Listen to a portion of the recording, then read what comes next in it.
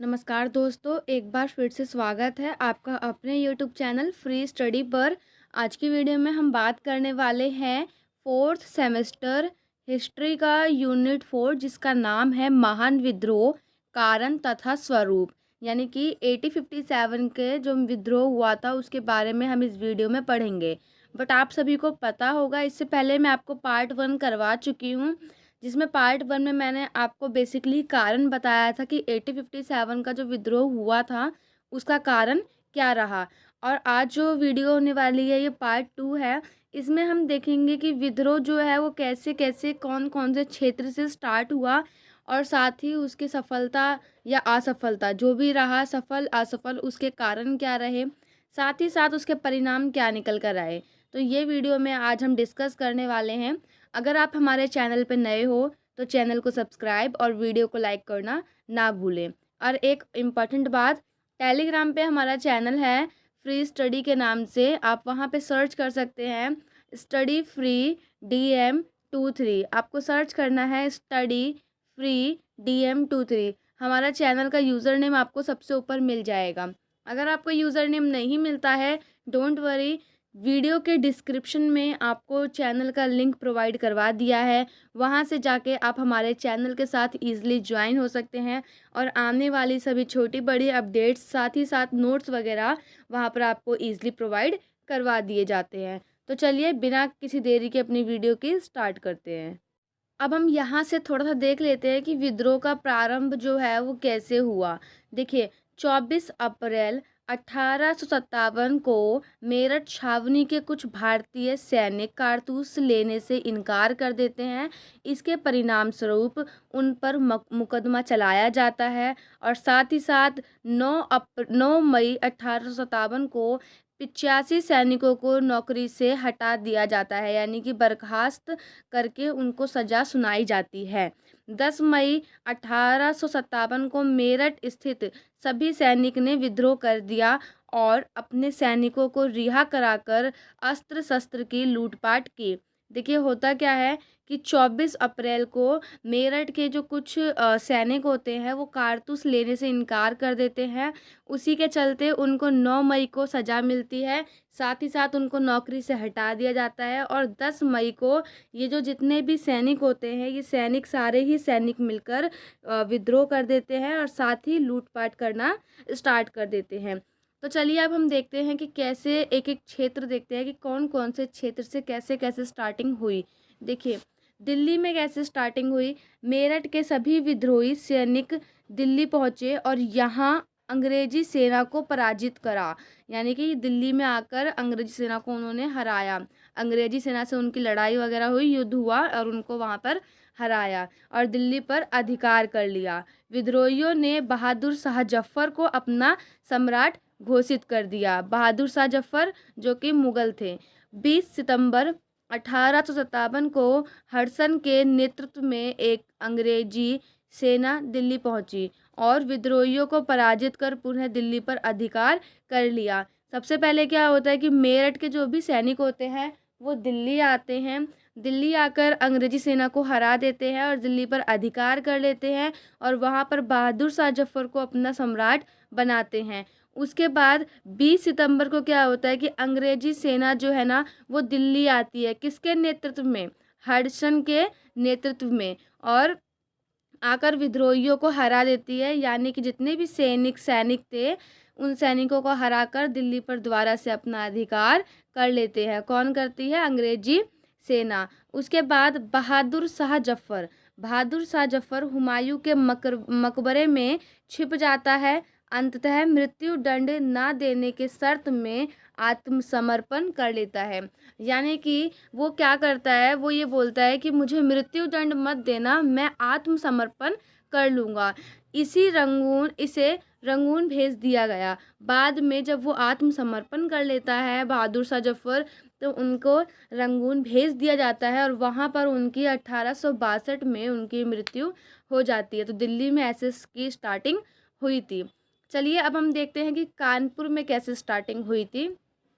देखिए, कानपुर में विद्रोह का नेतृत्व कौन कर रहा था? नाना साहब, जिनको धोंदू पंत भी कहा जाता है, नाना साहब को धोंदू पंथ भी कहा जाता है। तो कानपुर में विद्रोह का नेतृत्व नाना साहब ने किया, जिन्हें पेशवा घोषित किया गया। नाना साहब की तरफ से लड़ने की जिम्मेदारी तात्या टोपे को दी गई थी, जिनका वास्तविक नाम रामचंद्र पांडुरंग था।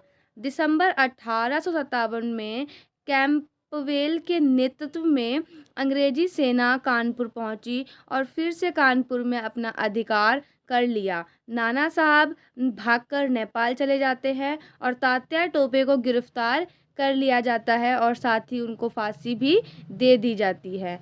इसके बाद देख लेते हैं लखनऊ में कैसे स्टार्टिंग हुई। लखनऊ में विद्रोह का नेतृत्व नवाब वाजिद अली शाह की पत्नी जो होती है बेगम हजरत महल, वो करती हैं। यानी कि विद्रोह में लखनऊ में जो विद्रोह होता है उसकी स्टार्टिंग करती हैं बेगम हजरत, जो कि नवाब वाजिद अली शाह की पत्नी होती है। इनकी देखरेख में बिरजिस कादर को अवध का नवाब घोषित किया जाता है। मार्च 1558 में कैंपवेल के नेतृत्व में एक सेना फिर से लखनऊ पहुंचती है और इसने विद्रोहियों को पराजित कर लखनऊ पर अधिकार कर लिया। यानी कि जैसे जैसे विद्रोह स्टार्ट हो रहा था जहाँ जहाँ पर, वहाँ पर अंग्रेजी सेना आ रही थी और उस विद्रोह को दबा रही थी, वहाँ के लोगों को पराजित करके अपना अधिकार वहाँ पे मतलब अधिकार कर रही थी। बेगम हजरत महल गिरफ्तारी से बचने के लिए नेपाल चली गई। बाद में क्या करती हैं, ये नेपाल चली जाती हैं बचने के लिए। उसके बाद हम देखते हैं झांसी के बारे में। झांसी में विद्रोह का नेतृत्व गंगाधर राव की विधवा पत्नी, जिनका नाम था रानी लक्ष्मीबाई, वो करती हैं। मार्च 1558 में यूरोज के नेतृत्व में एक अंग्रेजी सेना झांसी आती है।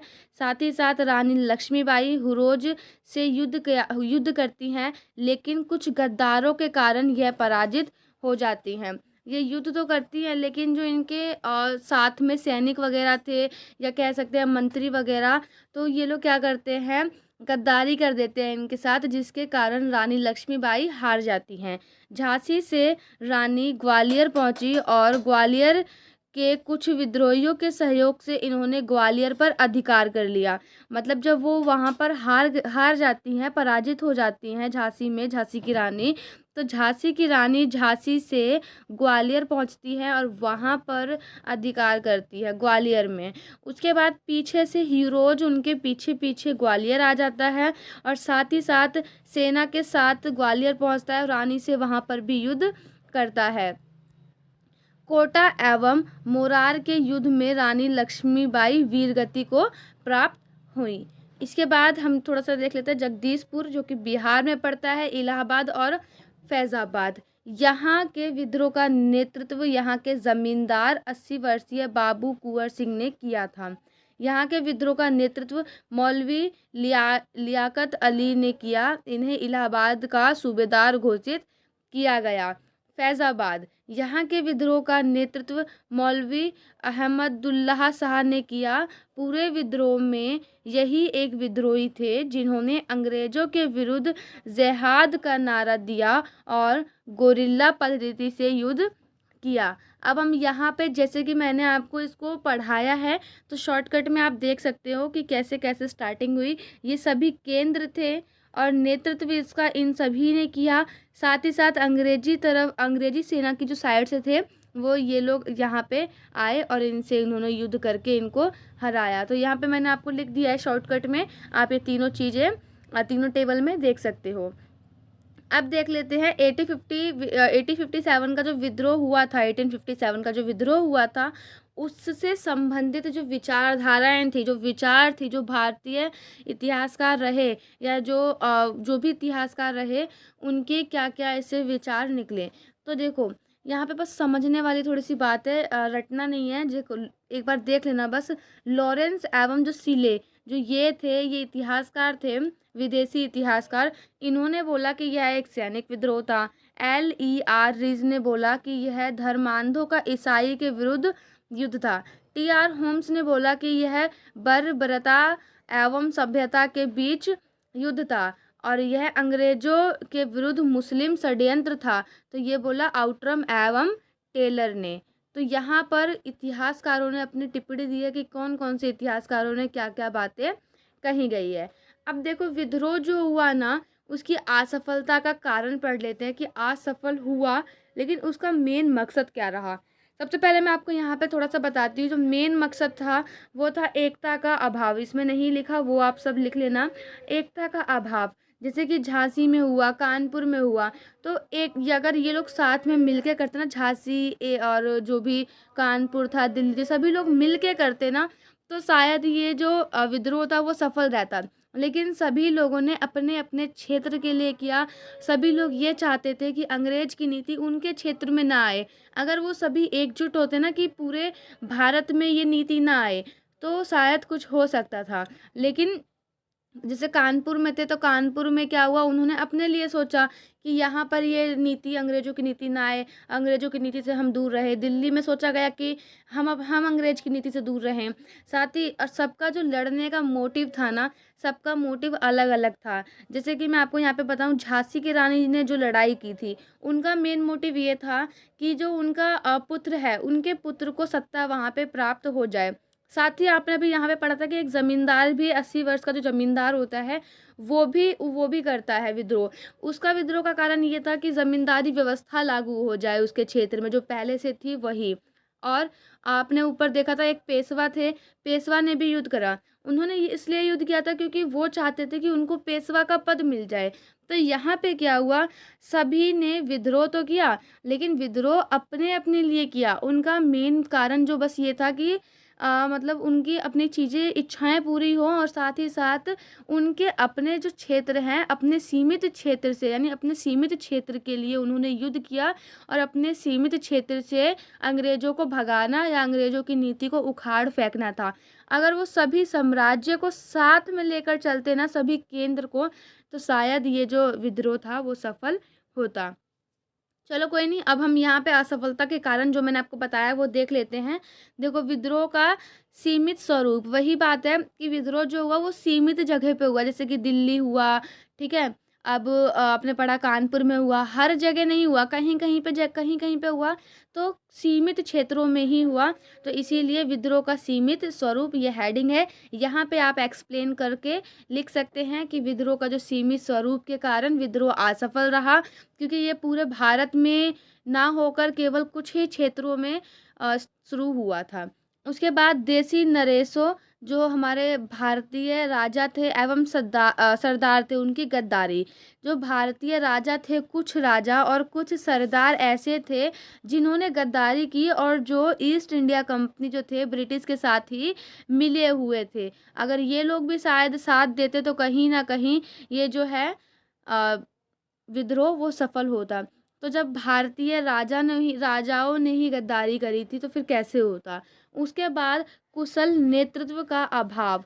कुशल नेतृत्व का अभाव यहाँ पे आप ऐसे लिख सकते हो कि इनके पास ज़्यादा अस्त्र शस्त्र नहीं थे, क्योंकि वो अंग्रेजी सेना थी, उनके पास बहुत अच्छे अच्छे शस्त्र थे। और इन लोगों के पास, भारतीय लोगों के पास इतने अच्छे अस्त्र शस्त्र उस टाइम पर नहीं थे, क्योंकि वो एक मतलब भारतीय टेक्नोलॉजी जो थी ना उस टाइम पर, उससे बना हुआ था, हाथों से बना हुआ हथियार थे उनके पास। और जो अंग्रेजों के पास हथियार थे वो आधुनिक हथियार थे। तो यहाँ पर आप वो चीज़ मेंशन कर सकते हो। उसके बाद चौथा पॉइंट है निश्चित उद्देश्यों का अभाव। वही जो मैंने आपको उद्देश्य बताया ना, कि जो सभी ने जो लड़ाइयाँ की है, सभी ने अपने अपने हित के लिए की। किसी ने पेशवा पद पाने के लिए की, किसी ने अपने पुत्र को अपना उत्तराधिकारी बनाने के लिए लड़ाई की, किसी ने चाहा कि ज़मींदारी व्यवस्था यहाँ पर आ जाए पहले से ही, फिर हम फिर से अमीर हो जाएं। तो सब ने अपने अपने उद्देश्यों के लिए ही लड़ाई यानी विद्रोह किया था। उसके बाद विद्रोही के पास सीमित साधन, वही जो हमारे विद्रोही रहे जैसे कि झांसी की रानी और जो हमने पढ़ा, तो इनके पास ना संसाधन जो हैं, साधन जो है ना, वो बहुत ज़्यादा सीमित रहे हैं। मतलब बहुत कम साधन उनके पास रहे थे। उसके बाद जन समर्थन का अभाव, यानी कि वहाँ के लोगों का अभाव। कुछ कुछ लोगों ने वहाँ पे उनका साथ नहीं दिया, जैसे कि जिनको देना चाहिए था। वहाँ के राजा वगैरह थे, वहाँ के सरदार थे, मंत्री थे, उनको भी देना चाहिए था, बट कहीं कहीं लोगों ने उनका साथ नहीं दिया। उसके बाद 7वां पॉइंट है अंग्रेजी सेना का कुशल नेतृत्व। आपने देखा कि जैसे जैसे विद्रोह हुआ, तुरंत अंग्रेजी सेना के नेतृत्व में कोई ना कोई आकर वहाँ पर उस विद्रोह को दबाया गया। तो यहाँ पर ये भी हो सकता है, मतलब ये भी एक मेन रीज़न रहा है कि अंग्रेजी जो सेना है ना, उसका बहुत अच्छा नेतृत्व रहा, जिसकी वजह से अंग्रेजी सेना ने भारतीय विद्रोह को दबा दिया। उसके बाद हम यहाँ पे देख लेते हैं जो 1857 का विद्रोह हुआ उसका परिणाम। सबसे पहले यहाँ पर आप हेडिंग एक लिख सकते हैं कि ईस्ट इंडिया कंपनी के शासन का अंत। आप सभी को पता है कि भारत में एक कंपनी थी पहले, जिसका नाम था अंग्रेजी ईस्ट इंडिया कंपनी। सब उसको इस नाम से जानते थे, जो कि आई क्यों थी, सिर्फ और सिर्फ अपने व्यापार के मकसद से भारत में आई थी। और फिर उसने धीरे धीरे करके क्या करा, भारत में अपना कब्जा स्टार्ट किया। तो अब यहाँ पर होता क्या है, जब ये विद्रोह होता है और इस विद्रोह के परिणाम निकलते हैं, तो ये जो कंपनी होती है ना, उसका अंत कर देते हैं। मतलब ये बोला जाता है कि अब आप लोग यहाँ पे सत्ता नहीं करोगे, मतलब आप लोग शासन नहीं करोगे। मतलब जो ब्रिटिश था ना, ब्रिटिश लोग खुद ही आकर शासन करने लग गए। अब यहाँ पे आप पढ़ो, देखो 1858 में ब्रिटिश संसद में एक कानून पारित किया, जिसके अनुसार भारत में ईस्ट इंडिया कंपनी का अंत कर दिया गया। ये तो आपका परिणाम निकला। उसके बाद दूसरा परिणाम क्या निकला, भारत के शासन पे महारानी का नियंत्रण। यानी कि अब डायरेक्टली महारानी जो वहाँ पर थी दूसरे क्षेत्र में, या कह सकते हैं अपने क्षेत्र में थी, इंग्लैंड वगैरह में, वो डायरेक्ट आके भारत में उन्होंने अपना डायरेक्ट शासन किया। पहले इनडायरेक्ट शासन था, यानी पहले जो कंपनी थी ईस्ट इंडिया कंपनी, उनको दे रखा था, अब महारानी ने डायरेक्ट शासन किया। 1858 में पारित हुआ कानून के अनुसार भारत का शासन महारानी के हाथ में चला गया, और साथ ही साथ गवर्नर जनरल का पद में परिवर्तन किया गया। 1858 में पारित हुए जो कानून था, उसके अनुसार गवर्नर जनरल के पद में परिवर्तन कर उसे गवर्नर जनरल के साथ वायसराय का पद भी प्रदान किया गया। यानी कि ये पद जो है यहाँ पे न्यू आया था इस रूल में, या कह सकते हैं कि इस विद्रोह के बाद, इस विद्रोह के परिणाम से ही इस पद की उन्नति हुई। उन्नति मतलब आया। और उसके बाद है ब्रिटिश शासन का पुनर्गठन। यानी ब्रिटिश शासन का दोबारा से पुनर्गठन हुआ। कैसे? सेना का पुनर्गठन किया गया, अंग्रेज सैनिक की संख्या में वृद्धि की गई, उच्च सैनिक पदों पर भारतीयों की नियुक्ति बंद कर दी गई, तोपखाना पूरी तरह अंग्रेजों के अधीन कर दिया गया, अनेक ऐसी रेजिमेंट बनाई गई जिसमें केवल अंग्रेजों को ही रखा गया। उसके बाद है हिंदू मुस्लिम एकता। इससे एक परिणाम ये भी निकला कि इस विद्रोह के बाद हिंदू मुस्लिम एकता का प्रारंभ स्टार्ट हुआ। साथ ही साथ राष्ट्रीय एकता का विकास हुआ। अब भारतीयों में राष्ट्रीय एकता की भावना आ गई, क्योंकि अब उन्हें ये लगा कि अब हर क्षेत्र में नहीं, यानी कि पूरा ही भारत जो है वो ब्रिटिश के कंट्रोल में है। तो इनके जो वहाँ के लोग थे, राजा थे, रानी थी, जो भी थे शासक वगैरह, उनके अंदर एकता की भावना आ गई। उसके बाद सामंत वर्ग का वास्तविक ज्ञान। सामंत वर्ग ने विद्रोह को दबाने में अंग्रेजों को सहयोग प्रदान किया था। परिणाम स्वरूप उनमें तथा साम्राज्यवाद में सहयोग का युग प्रारंभ हुआ। तो आपने यहाँ पे देखा कि कैसे जो युद्ध है वो कैसे किन किन क्षेत्रों से स्टार्ट हुआ और कैसे ख़त्म हुआ, क्या परिणाम निकले। आपके जो पेपर में मेन क्वेश्चन जो है ना, वो आपसे यही पूछा जाता है कि 1857 के विद्रोह के कारण और परिणाम, यही आ सकता है। और सेकंड क्वेश्चन ये है कि असफलता का कारण। और आपको पता है कि ये जो बीए प्रोग्राम के जो भी पेपर होते हैं, इसमें एक क्वेश्चन के अंदर ही ना 3 या 4 क्वेश्चन पूछते हैं कि 1857 का विद्रोह का कारण क्या था, साथ ही इसका रहा परिणाम क्या निकला, और असफलता के क्या कारण थे। तो बेसिकली आप ये 3 चीज़ मेन याद रख लो, और आपका पेपर में जो इस चैप्टर से जो क्वेश्चन आएगा ना, आप 100% इस क्वेश्चन को अटैम्प्ट करके ही आओगे, क्योंकि आपने ये चीज़ हमने जो है ना स्टार्टिंग से ही पढ़ा है। एक बार आपको याद होगा 6th में पढ़ा होगा, 7th में पढ़ा है, 9th में पढ़ा है, 11th में पढ़ा होगा, जिन भी बच्चों के पास हिस्ट्री रही होगी। तो आज की वीडियो में इतना ही। और हाँ, ये जो आपका यूनिट 4 है ना, इसी के साथ आपका ये यूनिट 4 ख़त्म हो चुका है। मिलते हैं नेक्स्ट वीडियो में यूनिट 5 के साथ। अगर आपको वीडियो पसंद आई हो तो वीडियो को लाइक शेयर सब्सक्राइब करना ना भूलें। Thanks for watching. जय हिंद जय भारत।